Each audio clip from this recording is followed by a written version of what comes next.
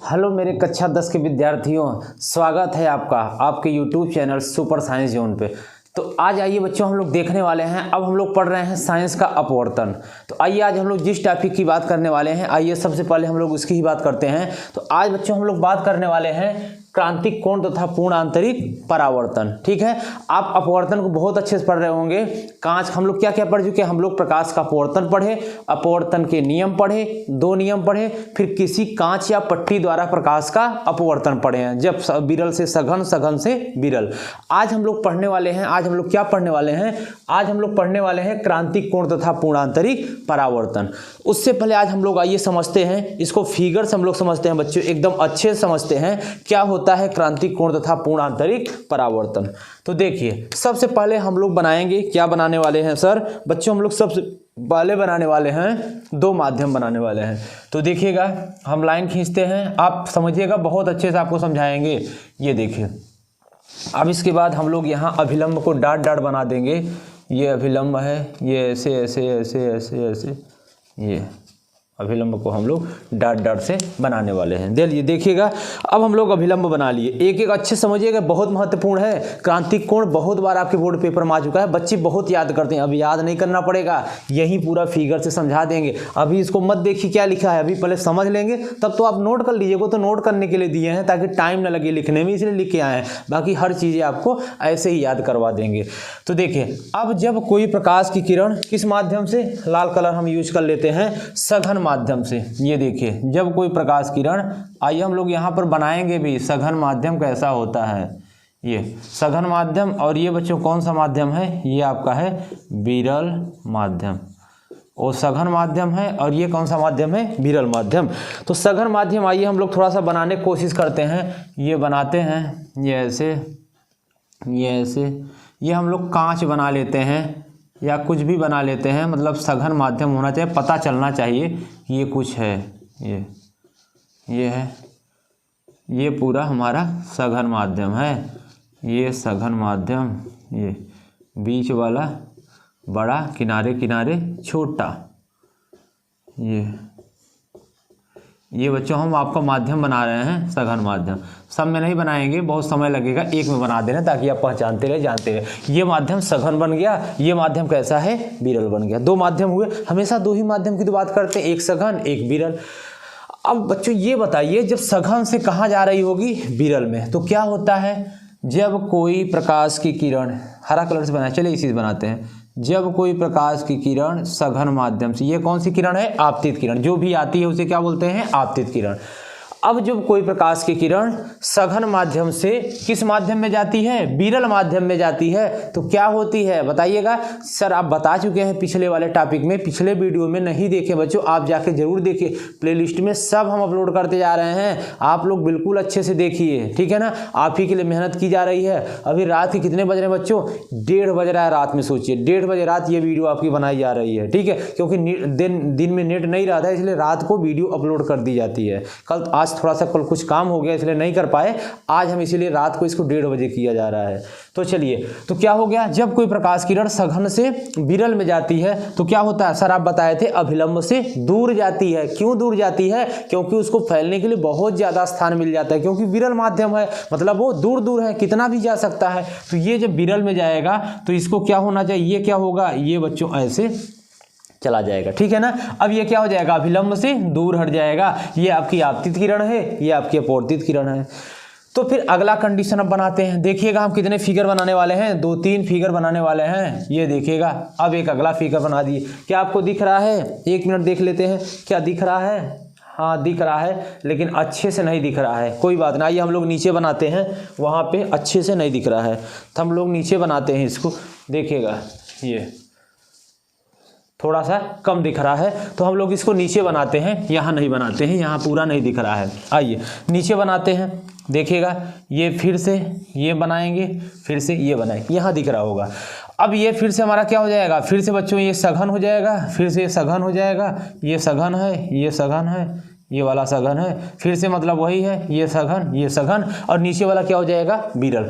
अब देखिए ये तो आई का मान, अब ये क्या होगा, अभिलंब और आपतित किरण के बीच में जो कोण बनेगा इसको हम लोग क्या बोलेंगे, इसको हम लोग बच्चे बोलते हैं, क्या बोलते हैं, इसको हम लोग कहते हैं आपतन कोण। एक मिनट रुक जाइएगा, इसको हम लोग बोलते हैं आपतन कोण। ये देखें, हाँ चलिए, अब इसको हम लोग बोलेंगे आपतन कोण, और इसको क्या बोलेंगे बच्चों, इसको बोलेंगे अपवर्तन कोण। क्या बोलेंगे, आपतन कोण, और इसको क्या बोलेंगे, अपवर्तन कोण बोलेंगे। ठीक है यहाँ तक।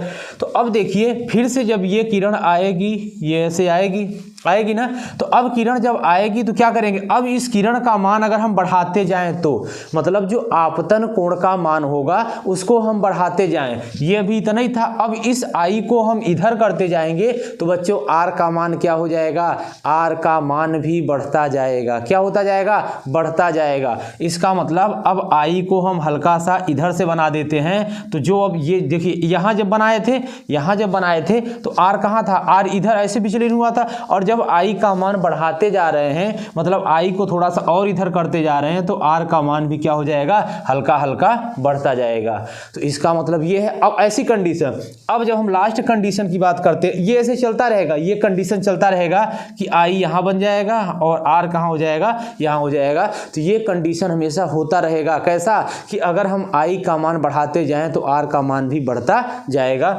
लेकिन जब लास्ट कंडीशन आती है कि ये कब तक बढ़ता जाएगा बच्चों, एक समय ऐसा आता है कि जो आई का मान होगा वो आर का मान यहाँ तक हो जाएगा। इसका मतलब ये डॉट आप बना लीजिएगा, इसका मतलब जो ये अपवर्तन कोण होगा उसका मान कितना हो जाएगा, 90 अंश हो जाएगा। मेरा मतलब समझ रहे हैं ना। तो यहाँ पर हम यही चीज़ लिखे हुए बच्चों, यहाँ पढ़िएगा, ये आपका 90 डिग्री हो जाएगा। हम यही लिखे हैं कि जब कोई प्रकाश की किरण का हम नाम दे देते हैं, जब कोई प्रकाश की किरण ओ और ए, सही है, जब कोई प्रकाश की किरण OA किसी सघन माध्यम मतलब कांच से किसी सघन माध्यम से विरल माध्यम में प्रवेश करती है, तो देखिएगा विरल माध्यम में मतलब Y में जाती है तो इसका एक छोटा भाग AC, देखिए ये आपका छोटा भाग AC होगा, ये देखिए ये AC होगा, ये हम इसको ऐसे बना देते हैं, ये छोटा भाग AC हो जाएगा।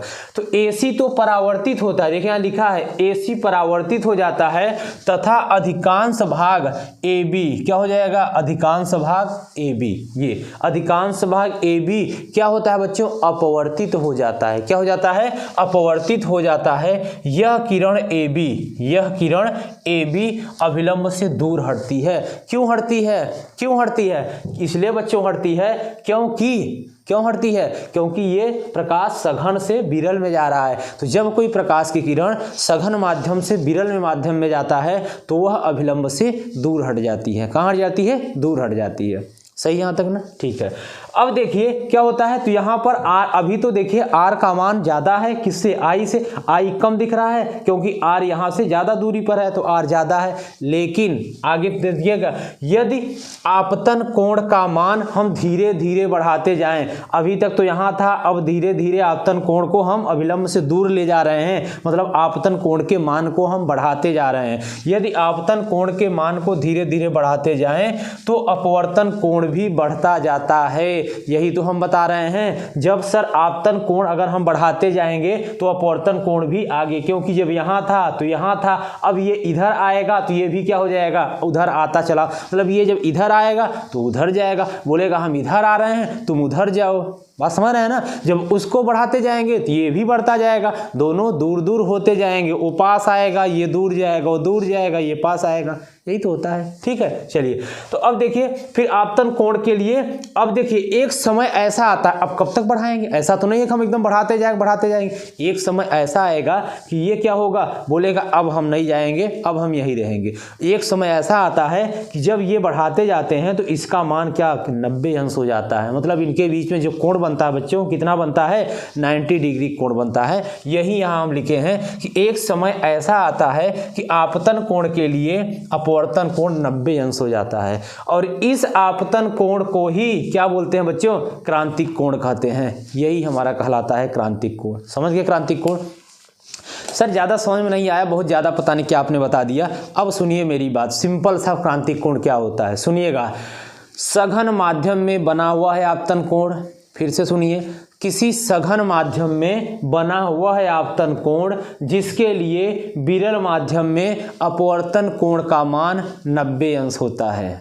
नहीं आया, फिर से सुनिए।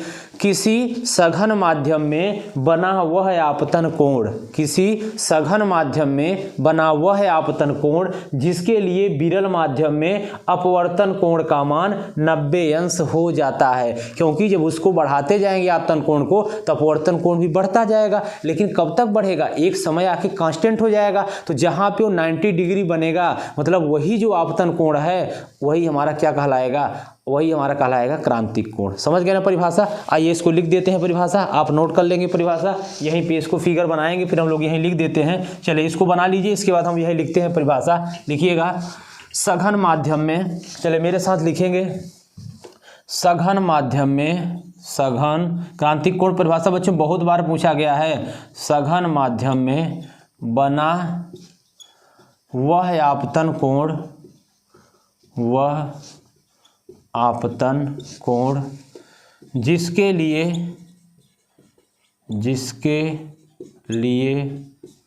विरल माध्यम में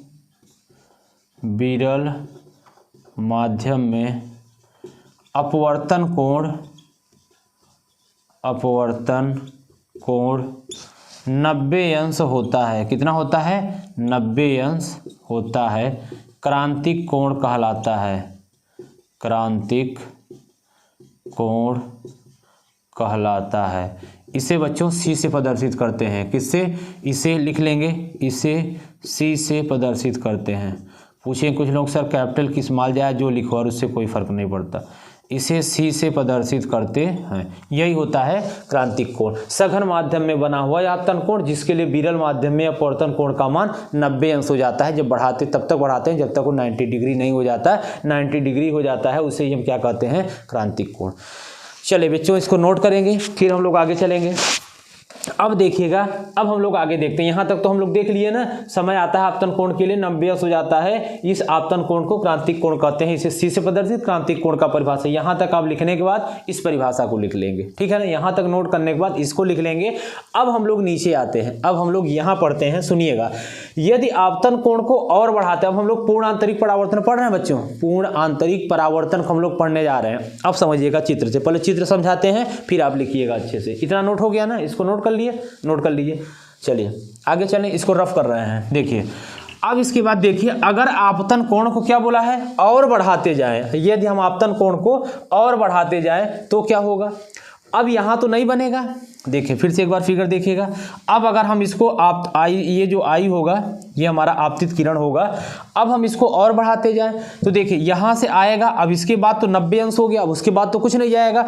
अब जब इसको और बढ़ाते जाएंगे ना तो यहाँ से आपतित किरण जो आएगी अब पुनः ये अपवर्तित किरण में लौट जाएगी। मतलब जो ये OA आएगी, OA अब कहाँ लौट जाएगी, AC दिशा में लौट जाएगी। मतलब अब विरल माध्यम में नहीं जाने वाली है, अब कहाँ रहेगा, अब सघन माध्यम से आएगी और सघन माध्यम में ही लौट जाएगी। क्योंकि जब बढ़ाते जाएंगे तो इसके बाद तो कुछ होगा नहीं, तो अब ये कहाँ, अब विरल माध्यम में नहीं जाएगी, अब फिर से क्या हो जाएगा, फिर से सघन माध्यम में ही लौट जाएगी। ये हो गया, बात समझ रहे हैं ना। तो यही चीज यहाँ लिखा है, देखिएगा। यदि आपतन कोण को और बढ़ाते जाएं तो आपतन कोण का मान क्रांतिक कोण से थोड़ा सा अधिक कर दे, आपतन कोण का मान क्रांतिक कोण से थोड़ा अगर ज्यादा कर दें तो क्या हो जाएगा, प्रकाश विरल माध्यम में बिल्कुल नहीं जाता है। ये प्रकाश इस माध्यम में बच्चों नहीं जाता है, अब कहाँ चला जाएगा, प्रकाश सघन माध्यम में चला जाता है। तो क्या होगा, अगर विरल माध्यम बिल्कुल नहीं जाता बल्कि संपूर्ण प्रकाश परावर्तित होकर, अपवर्तित नहीं, अब परावर्तित होकर सघन माध्यम में ही लौट जाता है। ये जैसे AC किरण जो लौट गई है उसी माध्यम में लौट जाती है, ठीक है ना, लौट जाता है। इस घटना को पूर्ण आंतरिक परावर्तन कहते हैं। बहुत बार पूछा गया है। अभी हम लोग पूर्ण आंतरिक परावर्तन के अपने दैनिक जीवन में बच्चों उपयोग को भी पढ़ेंगे। क्या होता है सर उपयोग, अभी पढ़ेंगे इसको।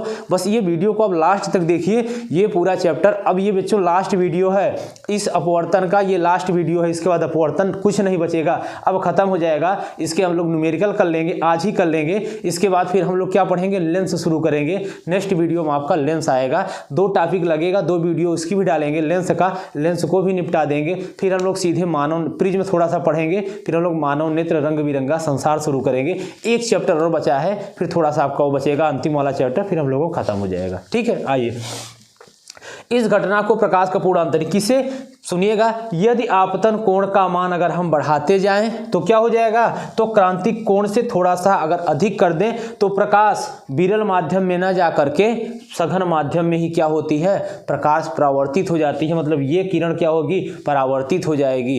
इसी को हम क्या बोलते हैं, इस घटना को ही पूर्ण आंतरिक परावर्तन कहते हैं। ठीक है, अब देखिए इसकी दो शर्तें होनी चाहिए। किसका, पूर्ण आंतरिक परावर्तन की दो शर्तें होती हैं। क्या होती है सर, पहला शर्त देखिएगा, प्रकाश सघन माध्यम से विरल माध्यम में जा रहा हो, प्रकाश सघन से विरल में जा रहा हो, तभी जाके वो पूर्ण आंतरिक परावर्तन की शर्त होती है। दूसरा शर्त क्या हो, आपतन कोण क्रांतिक कोण से हमेशा बड़ा होना चाहिए, मतलब आई का मान जो होगा वो सी से बड़ा होना चाहिए। ये दो शर्तें होनी चाहिए। ये शर्तें कभी कभी पूछ लेता है, जानकारी के लिए आपको पता होना चाहिए। तो ये बच्चों पूरा हम लोगों का टॉपिक क्या हो गया, क्रांतिक कोण तथा पूर्ण आंतरिक परावर्तन। हम लोगों ने इसको बहुत अच्छे से पढ़ लिए। आप इसका एक बार स्क्रीनशॉट लीजिए, फिर हम लोग चलते हैं अगले टॉपिक में अपना। अब हम लोग बच्चों अगला पढ़ेंगे अपवर्तनांक तथा क्रांतिक कोण में संबंध। बहुत बार पूछा गया है अपवर्तनांक तथा क्रांतिक कोण में संबंध कैसे लिखा जाता है, एक दूसरे के जब सापेक्ष होता है। जैसे पूछा जाता है, बोलिए, क्रांतिक कोण पूछा जाता है कांच के सापेक्ष जल का अपवर्तनांक, पूछा जाता है वायु के सापेक्ष कांच का अपवर्तनांक, पूछा जाता है एक माध्यम के सापेक्ष दूसरे माध्यम का अपवर्तनांक। कैसे लिखते हैं आज हम लोग लिखना भी सीखेंगे, और हम लोग देखेंगे इन दोनों में क्या संबंध होता है, क्रांतिक कोण तथा अपवर्तनांक में क्या संबंध होता है। आइए हम लोग देखते हैं। उससे पहले आप इसको लिख लेंगे और अच्छे से नोट कर लेंगे। ये बहुत आसान था, अब आप समझ भी चुके होंगे। हम लोग चलते हैं नेक्स्ट टॉपिक पे। समझ गए क्रांतिक कोण ना क्या होता है, सघन माध्यम में बना हुआ है आपतन कोण, जिसके लिए विरल माध्यम में अपवर्तन कोण का मान 90 डिग्री होता है, 90 अंश होता है। उसे बच्चों क्या कहा जाता है, उसे क्रांतिक कोण कहा जाता है। ठीक है, अब हम लोग आइए आगे चलते हैं। चलिए अब अगला हम लोग बच्चों पढ़ेंगे। अगला हम लोगों का चैप्टर क्या है, अगला हम लोगों का टॉपिक इसमें दिया हुआ है। ये अगला हम लोगों का टॉपिक है क्या है, अपवर्तनांक तथा क्रांतिक कोण में संबंध। चलिए इसको रफ कर देते हैं, फिर हम लोग चलते हैं आगे। तब तक आप इसको एक बार रिवीजन करते रहिए। अभी हमने क्या क्या पढ़ा, अभी हम लोगों ने पढ़ा जब कोई प्रकाश अगर सघन माध्यम से विरल माध्यम में जा रहा है तब उस समय क्या होगा, उस समय अपवर्तन कोण का मान ज़्यादा होगा तथा आपतन कोण का मान कम होगा। लेकिन बच्चों जैसे जैसे हम लोग अगर आपतन कोण के मान को अगर बढ़ाते जाएं तो क्या होगा, अपवर्तन कोण का मान भी बढ़ता जाएगा। एक समय ऐसा आता है कि जब आपतन कोण के मान को बढ़ाते हैं तो यह अपवर्तन कोण का मान 90 डिग्री हो जाता है, जिसे हम क्या बोलते हैं, जिसे हम क्रांतिक कोण कहते हैं। समझ गए ना, ये सारी चीज़ें आपको पता होना चाहिए। चलिए ठीक है, अब आइए हम लोग बच्चों आगे चलते हैं इस टॉपिक में, अपवर्तनांक तथा क्रांतिक कोण में संबंध। हेडिंग डालेंगे अपवर्तनांक तथा क्रांतिक कोण में संबंध बहुत महत्वपूर्ण है। लेकिन इससे पहले हम लोग इसके कुछ उपयोग देख लेते हैं। पूर्ण आंतरिक परावर्तन के दैनिक जीवन में उपयोग, पहले उपयोग देख लेते हैं। हेडिंग डालेंगे पूर्ण आंतरिक, ये बहुत बार पूछा जाता है, पूर्ण आंतरिक परावर्तन के, पूर्ण आंतरिक परावर्तन के दैनिक जीवन में, दैनिक जीवन में उपयोग, ये बच्चों पूर्ण आंतरिक परावर्तन के दैनिक जीवन में उपयोग। चलिए अब बताइएगा पहला उपयोग क्या हो सकता है। कई उपयोग आपको बताने वाले हैं, बहुत अच्छे अच्छे, बहुत यूजफुल है उपयोग। आप देखे भी होंगे, आप प्रैक्टिकल किए भी होंगे, नहीं किए होंगे तब आप करिएगा जाके। आप साइंस मतलब उसको अपने आप लाइफ मतलब यूज करिए। साइंस मतलब यही तो होता है, उसको अपने डेली लाइफ में आप एनालिसिस करिए, देखिए, सीखिए, प्रैक्टिकल करिए, यही साइंस है। साइंस कोई रटने वाली नहीं, science is a factual subject होता है ना, ये प्रैक्टिकली सब्जेक्ट होता है। ये मतलब इसको हम फील करना चाहिए। साइंस मतलब क्या होता है, कैसे होता है, क्यों होता है। जब तक साइंस को पढ़ के अगर क्यों कैसे अगर आपके मन में क्वेश्चन नहीं आ रहे हैं तो फिर आप साइंस क्या पढ़ रहे हैं, कोई साइंस नहीं पढ़ रहे हैं। ये है। तो देखिए पहला नंबर क्या उपयोग होता है, जल में, पहला नंबर लिख रहे हैं, जल में फरक नली का चमकीला दिखना। ये आप देखे भी होंगे, चमकीला दिखना। देखे भी होंगे बच्चों आप, जल में परख नली का चमकीला दिखना। कभी कभी एक प्रैक्टिकल आपको दिखाते हैं, कभी मान लीजिए कोई ग्लास है, ग्लास नहीं दिखाते, कोई अगर ग्लास कांच की ग्लास लीजिए आपको अच्छा दिखेगा। एक कांच की ग्लास लीजिएगा और उसमें आप इस मतलब एक कलम लीजिएगा या पेन लीजिएगा, कुछ भी लीजिएगा और उसमें डाल दीजिएगा। जितना बच्चों आपका ऊपर रहेगा वो तो आपको सीधा दिखेगा, लेकिन जितना पानी में डूबा हुआ भाग होगा ना वो आपको टेढ़ा दिखेगा। इसी अपवर्तन के कारण। किसके कारण? अपवर्तन के कारण। क्यों? क्योंकि जितना खाली जगह है ना वो हमारा क्या है, वो विरल माध्यम है, और जो नीचे जो डूबा हुआ है वो कैसा माध्यम है? सघन माध्यम है। इसका मतलब जब कोई प्रकाश की किरण विरल से सघन में जा रही है तो क्या हो जाएगा, तो जब विरल से सघन में जा रही है तो अभिलंब की ओर झुक जाएगी, तो आपको वो चीज क्या दिखती है? आपको मुड़ी हुई दिखती है या फिर आपको टेढ़ी दिखती है। आप प्रैक्टिकली कर सकते हैं, इसको आप अपने यहाँ कर सकते हैं। देखिए कांच में ही सर क्यों करेंगे? क्योंकि बच्चों कांच में आपको पारदर्शी होता है ना, इस पार से उस पार आसानी से दिखेगा,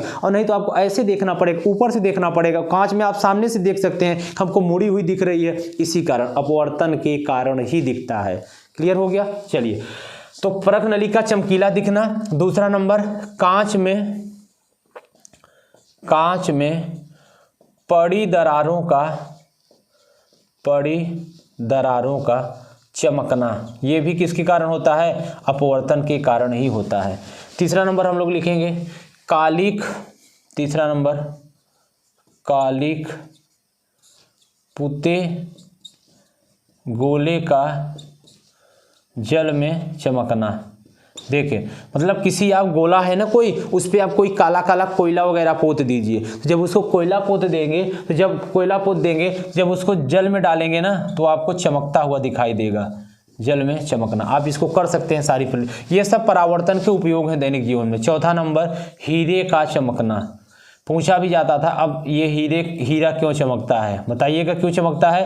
देखिए बच्चों, क्या होता है कि जब प्रकाश हीरे में जाता है, हीरा कोयले में पाया जाता है, तो जब क्या जाता है, जब प्रकाश की किरण जब हीरे में जाती तो चारों तरफ से है, प्रकाश चली गई हीरे में, लेकिन जब निकलने की बात आती है ना तो हर जगह से प्रकाश नहीं निकल पाता, किसी एक भाग से प्रकाश निकलता है। पूरे से जाता तो हर जगह चला जाएगा, लेकिन जब निकलने की बात आएगी ना तो क्या होगा, किसी एक विशेष जगह से निकलता है। तो जहां से हीरा निकलता है ना वहां से हमको हीरा क्योंकि अब ऐसे ही देख लीजिए, जब कोई पाइप है, कोई पानी का कोई पात्र है, कुछ पाइप है, जब आप लगाते हैं मशीन वगैरह में तो पानी जाता रहता है, लेकिन पानी एक समान जा रहा है, लेकिन कहीं पे अगर एक जगह पाइप अगर फट जाती है तो वहां से पानी बहुत तेजी, बहुत प्रेशर से निकलता है। क्यों? ऐसे ही हीरा होता है, प्रकाश अंदर तो चला जाता है, हर तरफ से प्रकाश प्रवेश कर गया, लेकिन जब निकलने की बात आती है किसी एक विशेष स्थान से निकलता है, विशेष पॉइंट से निकलता है, वहां जब आप देखते हैं बच्चों ना तो उसका इतना ज्यादा अपवर्तन होता है, प्रकाश हमको क्या दिखता है, बहुत ज्यादा वहां से चमकीला दिखता है, चमकता हुआ दिखा। अभी हम लोग आगे पढ़ेंगे तारों का चमकना, ट्विंकलिंग स्टार, तारे क्यों चमकते हैं, अभी हम लोग प्रिज्म वाले चैप्टर में पढ़ेंगे इस सब चीजों को। ऐसे वहां भी होता है, क्योंकि आता है बार बार, हमारा क्या होता है, रिफ्लेक्शन होता है, वही हमारा होता है। अभी हम लोग इसको सब पढ़ेंगे आगे उस वाले चैप्टर में, प्रिज्म वाले चैप्टर, मानव ने तथा रंग बिरंगे संसार में। ये हो गया हीरे का चमकना। अगला 5वां नंबर, रेगिस्तान में मरीचिका। रेगिस्तान में मरीचिका, इस पे यार थोड़ा मात्रा देख लीजिएगा, मरीचिका। देखिए अब कहेंगे सर मरीचिका क्या होता है, समझिए। आप गर्मी में कभी फोर व्हीलर, ज़्यादातर फोर व्हीलर में होता है, टू व्हीलर में भी होता है, आप चले होंगे, अगर बस उसमें आप गर्मी में यात्रा किए होंगे, देखेंगे तो आप जब बच्चों बस पे बैठे होंगे तो जब बस में रहते हैं तो जब गाड़ी चलती रहती है, अगर आप गाड़ी में आगे जहाँ ड्राइवर उसके सामने अगर बैठे रहते हैं तो आप सड़क पे देखा करिए। सड़क पे जब आप देखेंगे गर्मी में जब एकदम चिलचिलाती धूप रहती है तो जब आप सड़क में देखते हैं ना तो आपको ऐसा लगता है ना कि सामने पूरा पानी सड़क पे फैला हुआ है, जबकि ऐसा नहीं होता है, ऐसा बिल्कुल नहीं। जब आप उसके पास जाते हैं तो देखते हैं अरे यहाँ तो पानी नहीं था, ये तो हमको ऐसा दिख रहा था। ऐसा क्यों? अपवर्तन के कारण ही होता है। कैसे कारण? अपवर्तन के कारण। क्यों?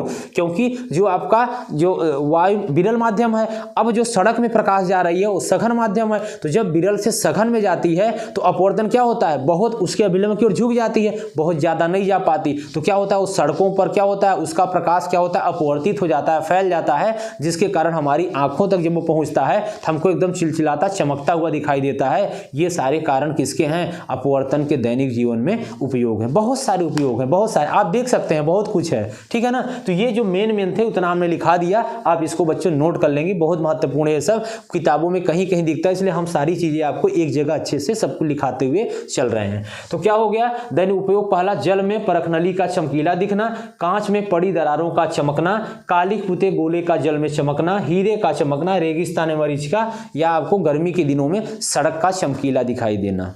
सही है, ठीक है, चलिए नोट करिए। अब हम लोग आते हैं अपने टॉपिक पर, अपवर्तनांक तथा क्रांतिक कोण में संबंध, जिसकी हम आपको बात कर रहे थे। चलिए इसको नोट कर लेंगे, फिर हम लोग लिखेंगे। ये बच्चों हम लास्ट टॉपिक है ये जो पढ़ाने जा रहे हैं, इसके बाद ये चैप्टर आपका पूरा एकदम अच्छे से कंप्लीट हो जाएगा। फिर एक दो न्यूमेरिकल कर लेते हैं बस। चलिए अब हेडिंग डालेंगे, अपवर्तनांक तथा अपवर्तनांक तथा क्रांतिक कोण में संबंध। अपवर्तनांक तथा क्रांतिक कोण में संबंध। अपवर्तनांक तथा क्रांतिक कोण में संबंध। कुछ बच्चों को सच में ना लग रहा होगा कि सर सही में 1-1:30 बज रहा है। अब ये रुकिए, आपको दिखा सकते हैं, देखते हैं वहाँ तक अगर ये पहुँच जाए मेरा वायर तो ठीक है। 1 मिनट रुकिएगा, हम आपको दिखाने की कोशिश कर रहे हैं।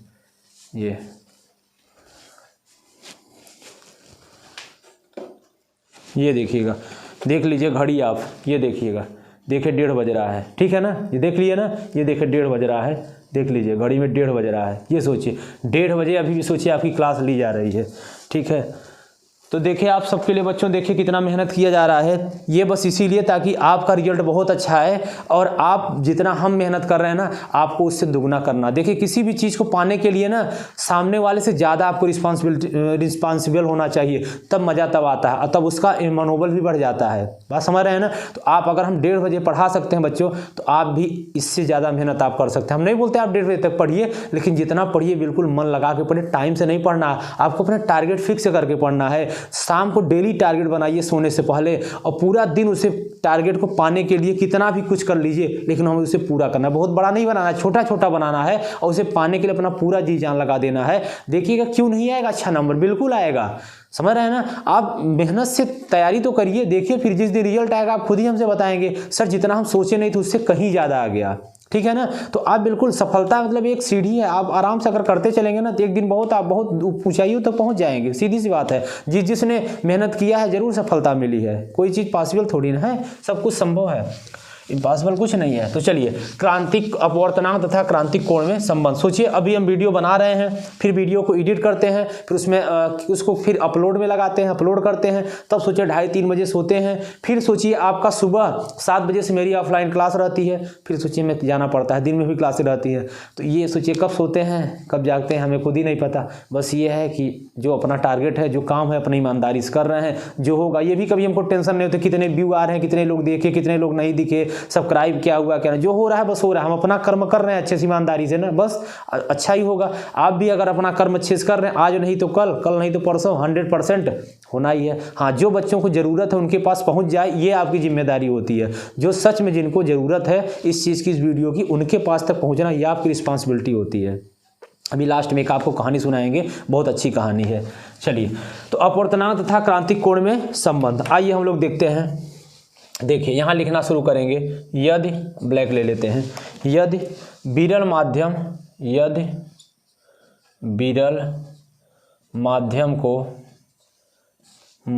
को एक से तथा सघन माध्यम को 2 से प्रदर्शित करें।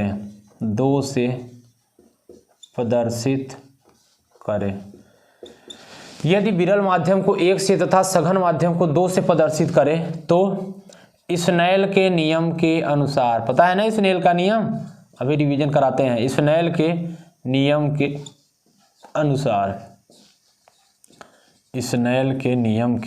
अनुसार क्या होता है बच्चों? स्नेल का नियम अनुसार कल बताए थे कि सघन, क्या बताए थे कल? सघन, जब प्रकाश की किरण सघन माध्यम से विरल माध्यम में जा रही है, तो बताए थे ना। तो किन्हीं दो माध्यमों के लिए एक ही रंग के प्रकाश के लिए आपतन कोण की जा अपवर्तन कोण की जा का अनुपात एक क्या होता है, नियतांक होता है। इसे हम स्नेल का नियम कहते हैं, अपवर्तन का दूसरा नियम कहते हैं। ठीक है, तो क्या हो जाएगा, स्नेल के नियम के अनुसार सघन माध्यम के सापेक्ष सघन माध्यम के सापेक्ष लाइट नहीं है बच्चों, लाइट नहीं है, दो दिन से लाइट नहीं है, फिर भी सोचिए हम आपको पढ़ा रहे हैं। इन्वर्टर भी देखिए बहुत कम ही बचा हुआ है। ठीक है, बहुत सारे काम होते रहते हैं। तो सघन माध्यम के सापेक्ष, लेकिन फिर भी आपकी क्लास लेना है तो लेना है, गैप नहीं करना है। सघन माध्यम के सापेक्ष विरल माध्यम का, विरल समस्याओं का आना पार्ट ऑफ लाइफ, समस्याओं का आना पार्ट ऑफ लाइफ, लेकिन समस्याओं से पार हो जाना आर्ट ऑफ लाइफ होता है। समझ पा रहे हैं ना। समस्याएं तो आती रहती हैं बहुत, जब आप कोई भी अगर अच्छा काम बुरा काम करने के लिए सोचते हैं, समस्याएं तो आना लाजिमी। अगर समस्याएं नहीं आएंगी फिर उसका फिर क्या हो पाए, फिर आपको पता ही नहीं, ये तो ऐसे ही हो गया। जब तक समस्या नहीं आती है तब तक आप मजबूत नहीं बनते हैं। तो समस्याओं का आना पार्ट ऑफ लाइफ है, लेकिन समस्याओं से निकल जाना, उसे हमें मतलब समस्याओं को पार कर जाना हमारा आर्ट ऑफ लाइफ होता है। तो आपको ये सब चीज़ें हमेशा अपने दिमाग में रखना पड़ेगा। कुछ भी आप अगर अच्छा काम करने के लिए सोचते हैं तो बहुत सारी समस्याएं आती। पुरानी आप ग्रंथ पढ़िए, पुराने आप कहानियां पढ़िए, रामायण महाभारत कुछ भी आप पढ़ेंगे तो उसमें भी यही बताया गया। जब कुछ अच्छा काम अगर करने कोई चलता था तो बहुत सारी समस्याएं, बहुत राक्षस, बहुत सब कुछ आते थे,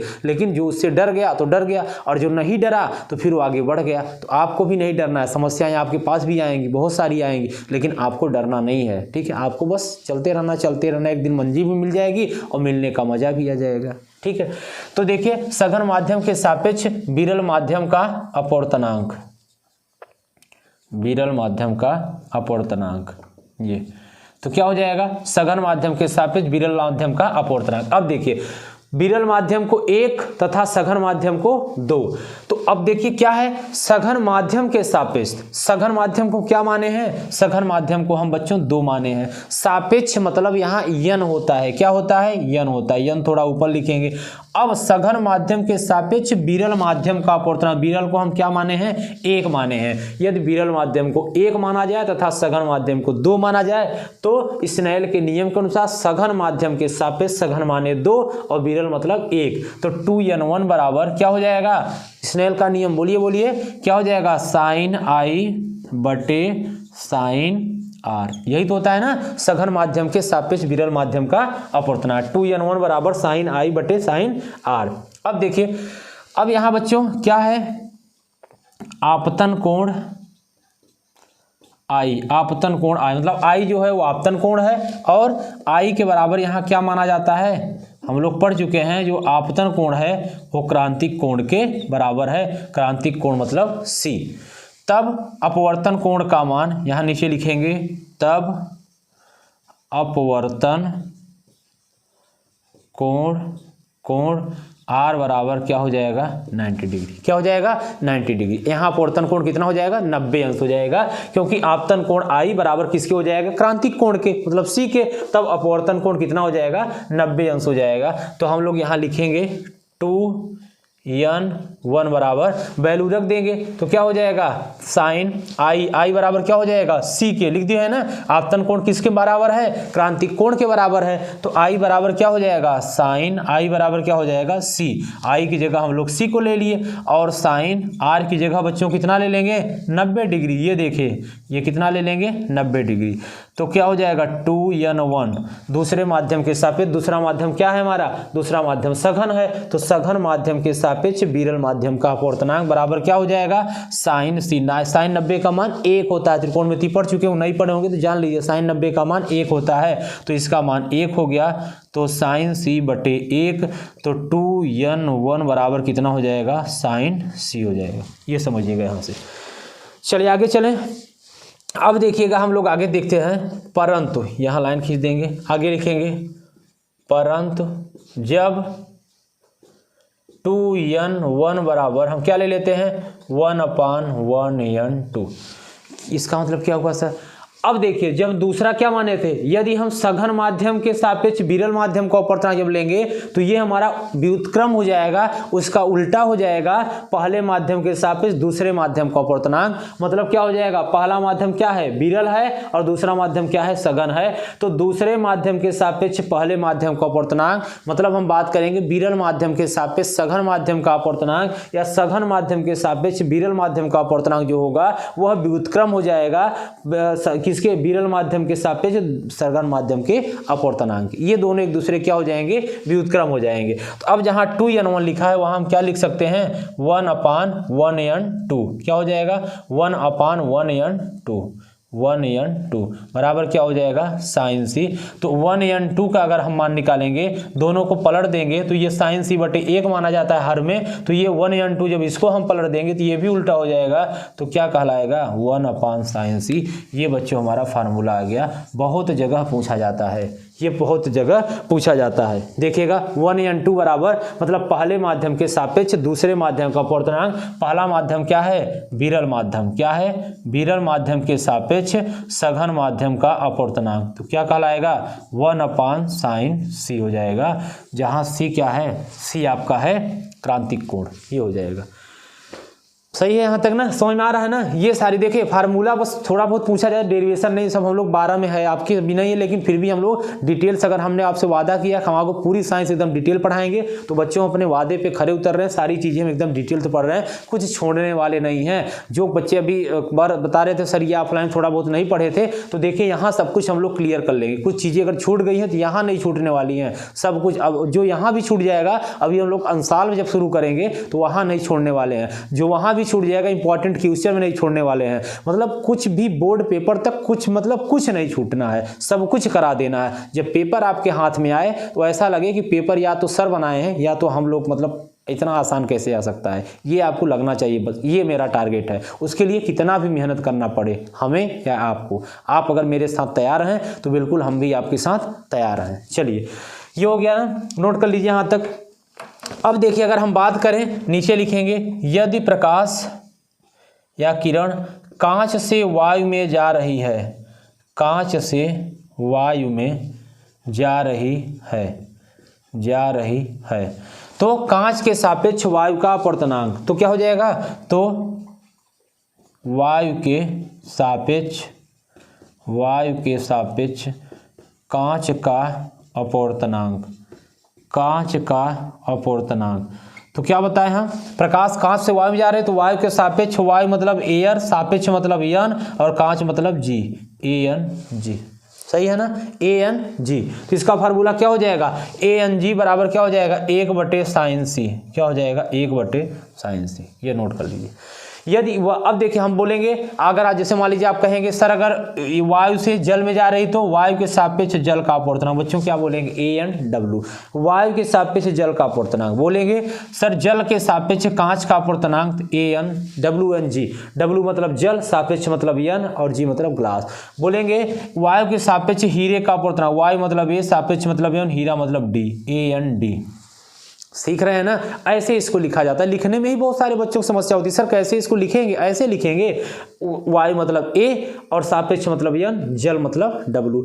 वायु के सापेक्ष जल का अपवर्तनांक, आपके अभी क्वेश्चन कराते हैं, वायु के सापेक्ष जल का अपवर्तनांक ANW, जल के सापेक्ष ग्लास का अपवर्तनांक मतलब कांच का अपवर्तनांक तो WNG, वायु के सापेक्ष डायमंड का अपवर्तनांक मतलब हीरे का अपवर्तनांक AND। जब भी सापेक्ष N और जो इसके सापेक्ष बोलेगा उसको पहले ये यहाँ से अंतिम में। क्लियर है यहाँ तक ना, नोट करिए ये पूरा, तब हम लोग फिर आगे चलते हैं। अब हम लोग बच्चों पढ़ते हैं, एक चीज और पढ़ते हैं, पूछा जाता है क्रांतिक कोण का मान किस रंग के लिए अधिकतम होता है तथा किस रंग के लिए न्यूनतम होता है। तो बच्चों क्रांतिक कोण का मान किसके लिए, लाल रंग के लिए अधिकतम होता है, क्योंकि जो सबसे ज्यादा विचलन होता है, इसीलिए बच्चों यही कारण है ना कि लाल रंग का जो सारी चीजें लाल बनाई जाती है। सारी चीजों में सर क्या क्या आता है, जैसे खतरे का चिन्ह लाल क्यों बना जाता है, क्योंकि उसका क्रांतिक कोण का मान बहुत कम होता है, वह हमें दूर से दिख जाता है। बात समझ रहे हैं है ना, तो ये हो गया। अब इसके बाद जैसे प्लस वो सिग्नल वो भी लाल बनाया जाता है, एम्बुलेंस जो होता है उसका भी धन चिन्ह लाल बनाया जाता है। मतलब जो भी लाल चीज़ें होती है ना, मतलब जो भी खतरे का, मतलब जो दूर से दिख जाता है उसे हम लाल कलर से ही बनाते हैं। आप देखे होंगे बहुत सारी चीज़ें, ठीक है। तो लिख लेंगे क्रांतिक कोण का मान लाल रंग के लिए अधिकतम, नोट करके लिख लेंगे कहीं पे, यहीं पे लिख लेंगे क्रांतिक कोण का मान, क्रांतिक लिख लेंगे यहीं पे, क्रांतिक कोण का मान, कोण का मान लाल रंग के लिए अधिकतम, लाल रंग के लिए अधिकतम तथा बैंगनी रंग के लिए, बैंगनी रंग के लिए न्यूनतम होता है, न्यूनतम होता है।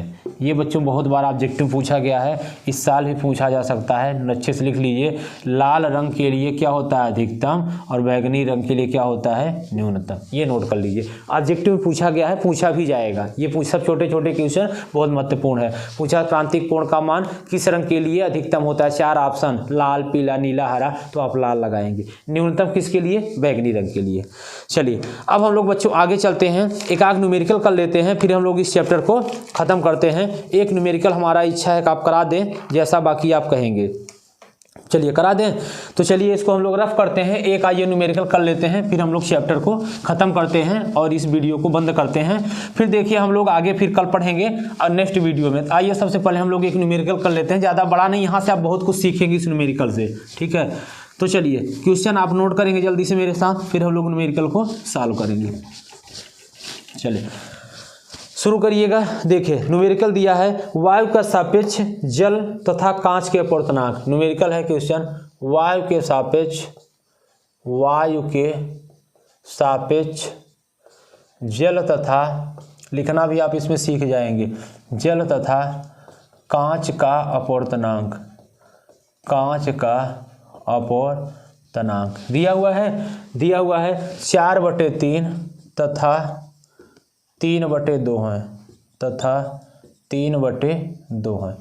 वायु के सापेक्ष जल तथा कांच का अपूर्णांक 4/3 तथा 3/2 है। तो ज्ञात कीजिए नंबर 1 कांच के सापेक्ष, कांच के सापेक्ष क्या बोला है, जल का अपूर्णांक, कांच के सापेक्ष जल का अपूर्णांक। दूसरा क्या बोला है, दूसरा बोला है जल के सापेक्ष कांच का अपूर्णांक, जल के सापेक्ष, जल के सापेक्ष कांच का अपूर्णांक। ये बच्चों 2 क्वेश्चन, मतलब एक ही क्वेश्चन है, 2 पार्ट में दिया है। आइए हम लोग इसको सीखते हैं, बहुत अच्छा सा क्वेश्चन है। देखिए बोला है वायु के सापेक्ष जल तथा कांच का अपूर्णांक इतना और इतना दिया। सबसे पहले लिखेंगे वायु के सापेक्ष, वायु के सापेक्ष जल का अपूर्णांक, वायु के सापेक्ष जल तथा कांच का, तो एक बार जल एक बार कांच, दोनों वायु के ही सापेक्ष हैं, तो वायु के सापेक्ष जल का अपूर्णांक, जल का अपूर्णांक। तो बताइए इसको कैसे लिखेंगे, वायु मतलब ए, सापेक्ष मतलब n और जल मतलब w। तो a/w बराबर कितना दिया है बच्चों, 4/3 दिया है, इतना तो लिख लिए। फिर क्या दिया है सर, दूसरा दिया है वायु के सापेक्ष, वायु के सापेक्ष जल के बाद क्या दिया है कांच, वायु के सापेक्ष कांच का अपवर्तनांक, कांच का अपवर्तनांक। तो वायु मतलब ये, सापेक्ष मतलब n और कांच मतलब g, लिखना सिखा दिए ना, 3/2। वायु मतलब ये, सापेक्ष मतलब n और कांच मतलब g, ग्लास, कांच मतलब ग्लास, g होता है, ये है। अब क्या बोला है, अब बोला है कांच के सापेक्ष जल का अपवर्तनांक। तो पहला नंबर कांच के सापेक्ष, कांच के, पहला वाला कांच के सापेक्ष जल का अपवर्तनांक। ये बच्चों पॉलिटेक्निक तक में क्वेश्चन पूछा गया है, सोचिए बोर्ड में तो पूछा ही जाता है ये। तो क्या हो जाएगा, कांच के सापेक्ष, कांच मतलब G और सापेक्ष मतलब n और जल मतलब W। ये देखिए G/W, अलग कलर लेते हैं तो देखिए क्या हो जाएगा। अब हम लोग इसका फार्मूला क्या बनाएंगे, G/W, जो अंतिम में रहेगा A/W, ये कर देंगे, सॉरी ए नीचे एन ऊपर डब्लू नीचे, ए एन डब्लू। पहले डब्लू जो अंतिम में रहेगा उसे पहले कर देंगे, जो ये अब शुरू में रहेगा उसे अंतिम में कर देंगे। ये इसका तरीका होता है फार्मूला बनाने का। फार्मूला कहीं है नहीं, ये अपने बनाना पड़ता है। कैसे सर? जो अंतिम में डब्लू रहेगा, क्योंकि वह कांच के सापेक्ष जल का अपवर्तनांक, तो जल ऊपर सबसे पहले ए तो रहेगा ही, ये आपका हो जाएगा डब्लू वायु के सापेक्ष, ये हमारा दिया है ना, तो डब्लू आपका ऊपर हो जाएगा और जी आपका नीचे, और दोनों में वायु के सापेक्ष ही रहेगा, वो तो वायु के ही सापेक्ष रहेगा। तो ए एन डब्लू बटे ए एन जी, जो अंतिम में उसे पहले और जो पहले उसे अंतिम में, ये इसका फार्मूला बनाते हैं। तो क्या हो जाएगा? जी एन डब्लू बराबर ए एन डब्लू का मान कितना दिया है? ए एन डब्लू का मान दिया है 4/3 और बटे ए एन जी का मान क्या दिया है? 3/2। तो इसको सॉल्व कर लेंगे, 4/3 और गुणते 2 ऊपर चला जाएगा 2/3, तो 4 दूनी 8/9। तो कितना आ जाएगा? जी एन डब्लू बराबर, दूसरे कलर से ले लेते हैं, जी एन डब्लू बराबर बच्चों हो जाएगा 8/9। बताइए यहाँ तक किसको नहीं समझ में आया? आप जल्दी से बताइए। फिर हम लोग दूसरा लेते हैं, जल के सापेक्ष कांच का अपवर्तनांक। दूसरा नंबर करते हैं, जल के सापेक्ष क्या है? कांच का अपवर्तनांक। जल के सापेक्ष कांच का अपवर्तनांक, कांच का अपवर्तनांक यहाँ लिखते हैं ताकि आपको दिखे अपवर्तनांक। अब देखिए, जल का सापेक्ष, जल मतलब W, सापेक्ष मतलब n और कांच मतलब G। अब आप बनाइए फार्मूला, पहले आप बनाइए, वीडियो रोक के फिर हम बताएंगे। देखिए जैसे यहाँ बनाए थे WNG, तो पहले क्या लिखेंगे? ANG, पहले अंतिम में जी, तो जी यहाँ क्या कर देंगे? ऊपर, फिर W नीचे, ANW, मतलब जी वाला अंतिम वाला पहले और W वाला नीचे, जो पहले था उसको बाद में और जो बाद था उसको पहले। यही इसका फार्मूला, बहुत आसान है बच्चों। ये WNG क्या हो जाएगा? ANG का मान कितना दिया है? 3/2 और ANW का मान कितना दिया है? 4/3। ये हो जाएगा, तो 3/2 गुणते 3 ऊपर चला जाएगा, सब तो आता होगा ना, 3 तिरिक का 9 और बटे 4 दूनी 8, ये कितना आ गया? 9/8, ये कितना आ गया? 8/9। खत्म हो गया। इतना ही आसान था, सोचिए कितना आसान सा सवाल था। ठीक है, तो ये बच्चों हम लोगों का चैप्टर यहाँ से कंप्लीट हो जाता है। आज हम लोग बहुत सारी चीज़ें सीख लिए। उम्मीद है आपको क्लास अच्छी लगी होगी। अगर बच्चों ये क्लास है, मेरी मेहनत अगर आपको सच में अच्छी लग रही है, आपको लग रहा है कि सर हमें ऑफलाइन पढ़ाते हैं, जो कि हमको यहाँ से क्या बेनिफिट हो रहा है? कुछ नहीं, लेकिन भविष्य तो कोई नहीं देखा है, क्या होगा क्या नहीं होगा, लेकिन अभी वर्तमान में, लेकिन बस मेरा यही टारगेट है बच्चों कि अगर आप मेरे साथ जुड़ रहे हैं, अगर आप हम पर विश्वास कर रहे हैं कि सर हमारे लिए थोड़ा बहुत मेहनत कर रहे हैं, तो आप क्या करेंगे? सबसे पहले तो आप वीडियो को लाइक जरूर करेंगे। आप बिल्कुल पता नहीं क्यों आप लाइक नहीं करते हैं बच्चों, किया करिए। लाइक से हमें कुछ नहीं मिलने वाला 1%, लेकिन हमें जब आप लाइक करते हैं तो हमें थोड़ा सा अच्छा लगता है कि इसका मतलब हमारा आपको बातें समझ में आ रही होगी, जो हम आपके लिए थोड़ा बहुत मेहनत कर रहे हैं, ये मतलब आपको अच्छा लग रहा है, आपको कुछ बेनिफिशियल है। और अगर है तो आप लाइक सबसे पहले करेंगे, और लाइक करने के बाद बच्चों ना आप प्यारा सा कमेंट जरूर किया करें। ऐसा मैं नहीं कहता कि आप मेरी अच्छाई करिए, कहिए सर आप बहुत अच्छा पढ़ाते हैं, ऐसा कुछ नहीं है, लेकिन जैसा आपको लगता हो कि मतलब जो भी चीज़ें हैं, तो उसे कमेंट जब हम देखते हैं ना, तो हमें आपका रिस्पांस पता चलता है कि मतलब सच में आपको चीज़ें अच्छी लग रही हैं, आप चाहते क्या हैं, मतलब जो आपके मन में हो ना आप कमेंट कर दिया करिए। आप अच्छी सी कोई शायरी, अच्छी सी कोई मोटिवेशन, कुछ और मतलब जो आपको मन करे आप कमेंट जरूर किया करिए, अच्छा बुरा जो भी मन करे। ठीक है, और इसके बाद और जो बच्चे ऐसे हैं, बहुत सारे बच्चे हैं, मिलते भी हैं, कॉल भी आता है, सर हम नहीं पढ़ पाते अगर आप वीडियो नहीं डालते। मतलब बहुत जगह देखिए चैनल तो बहुत सारे हैं, लेकिन बात ये होती है आपको किनका समझ में आ रहा है। ऐसा नहीं कि सबका मेरा ही आ रहा हो, लेकिन ऐसा होता है कुछ बच्चों को क्या होता है कि उनको मेरी बातें या किसी की टीचर की बातें अच्छे समझ में आती है। तो आप जो भी आपके दोस्त हैं, जो भी आपके जान पहचान के हैं, वहाँ तक आप वीडियो को प्लीज़ ज़रूर शेयर किया। यही मेरा आपके लिए सबसे बड़ा सपोर्ट है, और जो भी आप कह सकते हैं यही। आप बाकी तो हम आपसे कुछ मांगते नहीं हैं। बाकी अगर आपको नोट्स चाहिए तो आप मेरे नंबर पर, व्हाट्सएप नंबर पे 9450523690 पे आप क्या कर सकते हैं? व्हाट्सएप कर सकते हैं। फ़ोन नहीं कर सकते, केवल व्हाट्सएप कर सकते हैं। ठीक है, तो हम आपको वहाँ से जो सब्जेक्ट आपको नोट्स चाहिए हम वहाँ से प्रोवाइड करा देंगे। तो लाइक शेयर सब्सक्राइब बच्चों आप जरूर करेंगे, ये आपसे हमारी निवेदन, रिक्वेस्ट, कुछ भी समझिए, लेकिन उन बच्चों के लिए, हमारे लिए नहीं, जो कि नहीं पढ़ सकते, जिनको ऑफलाइन में शायद मतलब ना समझ में आता हो, तो आप उनको ये वीडियो भेज सकते हैं ताकि उनको पता चले। और जिनको हमारे ग्रुप में जुड़ना हो, आप ये सुपर साइंस जोन ग्रुप है क्लास 10 तक का, आप जुड़ सकते हैं, लगभग 500 बच्चे उस ग्रुप में हैं, तो उसमें आप इस हमारा मैसेज करके और आप वहाँ से ऐड हो सकते हैं। तो हम लोग एक वे में बहुत अच्छे से पढ़ाई कर रहे हैं, बहुत जल्दी हम लोग आंसॉल्व भी शुरू करने वाले हैं और हम लोग बहुत अच्छे से वे में हम लोग पढ़ाई शुरू करेंगे। तो चलिए बस आज की क्लास इतना ही रखते हैं, फिर हम लोग चलते हैं, फिर कल हम लोग मिलते हैं फिर अगले टॉपिक में अपना लेंस वाले चैप्टर में। बहुत मजा आने वाला है, ठीक है ना। जैसे हम लोग प्रकाश को पढ़े परावर्तन अपवर्तन, ऐसे हम लोग बहुत अच्छे से लेंस को पढ़ने वाले हैं। तो बस बच्चों आज के लिए इतना ही, बहुत बहुत धन्यवाद और हम लोग मिलते हैं नेक्स्ट वीडियो में। थैंक यू बच्चों, तब तक के लिए आपको।